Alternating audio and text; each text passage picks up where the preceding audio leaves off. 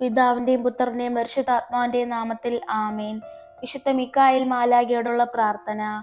മുഖ്യദൂതനായ വിശുദ്ധ മിക്കായേലേ, സ്വർഗീയ സൈന്യങ്ങളുടെ പ്രതാപവാനായ പ്രഭോ, ഉന്നത ശക്തികളോടും അധികാരങ്ങളോടും ഇരുളടഞ്ഞ ഈ ലോകത്തിലെ ഭരണകർത്താക്കളോടും ഉപരിതലങ്ങളിലെ ദുരാത്മാക്കളോടുമുള്ള യുദ്ധത്തിൽ ഞങ്ങളെ സഹായിക്കണമേ. ദൈവം സ്വന്തം ഛായയിൽ സൃഷ്ടിക്കുകയും വലിയ വില കൊടുത്ത് വീണ്ടെടുക്കുകയും ചെയ്ത മനുഷ്യരെ പിശാചിന്റെ ക്രൂരഭരണത്തിൽ നിന്നും രക്ഷിക്കുവാൻ വരേണമേ. അങ്ങയെയാണല്ലോ തിരുസഭ തന്റെ പരിപാലകനും സംരക്ഷകനുമായി വണങ്ങുന്നത്.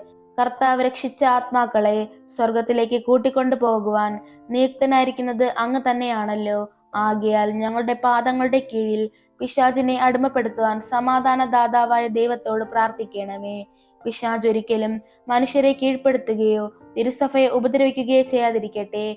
കർത്താവിന്റെ കരുണ വേഗം ഞങ്ങളുടെ മേൽ ഉണ്ടാകുന്നതിനായി ഞങ്ങളുടെ യാചനകൾ അത്യുന്നതിന്റെ മുൻപിൽ സമർപ്പിക്കണമേ.